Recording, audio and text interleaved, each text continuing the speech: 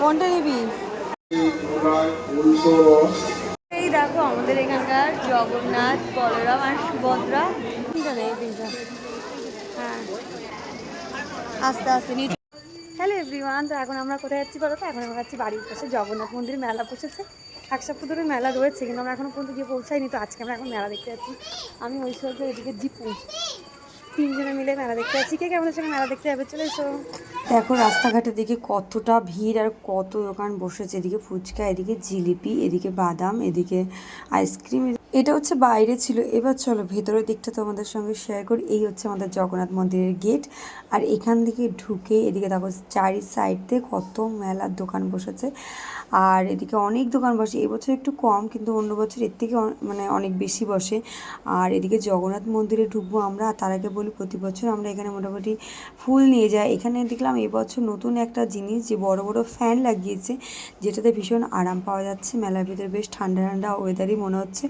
আর অন্য বছর প্রচণ্ড গরম থাকে। এদিকে আমরা পদ্মফুল নিতে চলে এসেছি। পদ্মফুল দেখো সাদাও রয়েছে আর পিঙ্ক কালারও রয়েছে, কিন্তু আমাদের পিঙ্কটা বেশি ভালো লাগলো। ঐশ্বর্য বলে পিঙ্ক নেবে, তো সেই জন্য পিঙ্ক নিয়ে নিলাম। আর ঐশ্বর্যকে দিয়েই ঠাকুরের পায়ে অর্পণ করবো ভেবেছি। তো আমরা চলে গেলাম মন্দিরের ভিতরে। মন্দিরের ভিতরটা না অনেক ভিড় ছিল। সন্ধ্যাবেলার দিকটা আর বেশি ভিড় থাকে, কারণ এখানে না সন্ধ্যা আরতি হয়। আর এই হচ্ছে আমাদের জগন্নাথ প্রভু। আর মেলায় আমরা প্রতি বছর প্রায় সপ্তাহে 2-3 দিন আসি। এবছর একটু কম এলাম শুধু। এই দেখো আমাদের এখানকার জগন্নাথ, বলরাম আর সুভদ্রা। আগের দিন এসেছিলাম খালি ছিল, আর আজকে এখানে পুরো ভরাট, সুন্দর লাগছে। আমি একটা পদ্ম ফুলও নিয়েছি, তো পুজো দেবো এবার ওটাকে। তারপর ঐশ্বর্যকে দিয়ে ফুল দিয়ে দিলাম জগন্নাথ প্রভুর পায়ে। তারপরে জগন্নাথ প্রভুর ওখান থেকেও ঐশ্বর্যকে একটা ফুল দিল, আশীর্বাদে ফুল নিলাম, প্রসাদ নিলাম। দেখতে দিনগুলো কেমন চলে যায় না। আজকে যখন আমি ব্লগটা এডিটিং করছি তোমাদের সঙ্গে শেয়ার করছি, আজকে কিন্তু উল্টো রথ।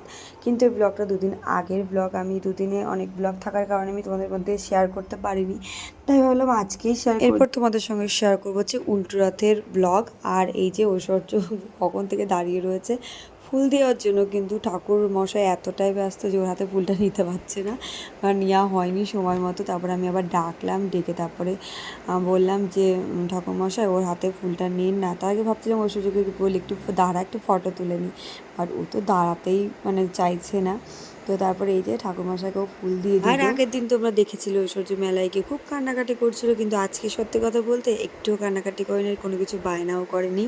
এখন কিন্তু রাজবেশ পরিয়েছে জগন্নাথ, সুভদ্রা, বলরামকে, মানে সুন্দর করে বলে না, সাজায় গোজায়। তারপরে একটা বলে যে রাজবেশের কথা, রাজবেশে সাজিয়েছে, রাজার মতো করে সাজিয়েছে। তো আজকে ছিল সেই দিনটা রাজবেশ। এখান থেকে প্রসাদ নিয়ে তারপরে আমরা চলে গেলাম মেলার দিকে। আর তার আগে তোমাদের বলি, ঐশ্বর্য কিন্তু দুষ্টুমি করেনি বলে এইটা নয় যে একদমই দুষ্টুমি করেনি, করেছে একটু আধটু তো করেইছে। অনেক কসমেটিক জিনিসপত্র কিনেছে নিজের। তারপর প্রসাদ খেতে খেতে আমরা চলে গেলাম বাইরের দিকে। এবং বাইরের দিকে যাওয়ার আগে তোমাদের আরও একটা জিনিস শেয়ার করবো, ঐশ্বর্য দুষ্টুমি। ঘন্টাটা দেখতে পারলেই হয়েছে ঐশ্বর্য, ও বাজিয়ে বাজিয়ে মাথা খারাপ করে দেবে। বাজছে না, তাই কি ঝুলে ঝুলে বাজাচ্ছে। ওখানকার একটা পুলিশ অফিসার বলছে ঝুলে পড়তে, এত বাজি হচ্ছে না। যাই হোক, তারপর ও বাজিয়েছে টং টং টং টং করে, কন্টিনিউ বাজিয়েই যাচ্ছে। তারপর ওখান থেকে টেনে টেনে নিয়ে চলে গেলাম মেলার দোকানে। মেলার এখানে দেখো কত দোকান বসেছে। আর বাচ্চারা কি এত জিনিস দেখলে কি আর সামলে থাকতে পারে?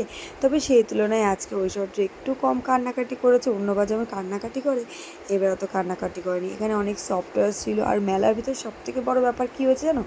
আজকে গিয়ে ঐশ্বর্য খুঁজেই পাচ্ছিল না ও নিজের জন্য কী নেবে, কারণ এখানে যা জিনিসপত্র আছে ও মোটামুটি সবই কেনা হয়ে গেছে। এবছর এই যে সদর রথ থেকে উল্টো রথ পর্যন্ত এখানে 7 দিন মেলা ছিল, কিন্তু আমরা এবছর মাত্র 2 দিন গিয়েছি, অন্যবার প্রায় 3-4 দিন তো যাই। তবে হ্যাঁ, ঐশ্বর্যকে নিয়ে যাবো না ভেবেছিলাম, কিন্তু তাও বললাম যে না, নিয়ে যাবো। আমার সোনামা হয়ে গেছে আজকে। ও আজকে কোনো কিচ্ছু বায়না করেনি, শুধু একটা জিনিস কিনেছে, একটা স্টিকার। আর সেই স্টিকার কিনে এনে বাড়িতে সারা জায়গায় সেই স্টিকারগুলো লাগাচ্ছে। তার আগে তোমাদের বলি, এই যে সেই স্টিকার যেটাও নেবে বলেছিল, আর আজকে ও ওটা কিনেই খুব খুশি হয়েছিল। এবং সারা দুনিয়া রাজ্য ভরে ঘরের ভিতর যত স্টিকার আছে, টিভি থেকে, আলমারি থেকে, খাট থেকে শুরু করে, এই স্টিকার সারা জায়গায় লাগিয়ে বেড়াচ্ছে।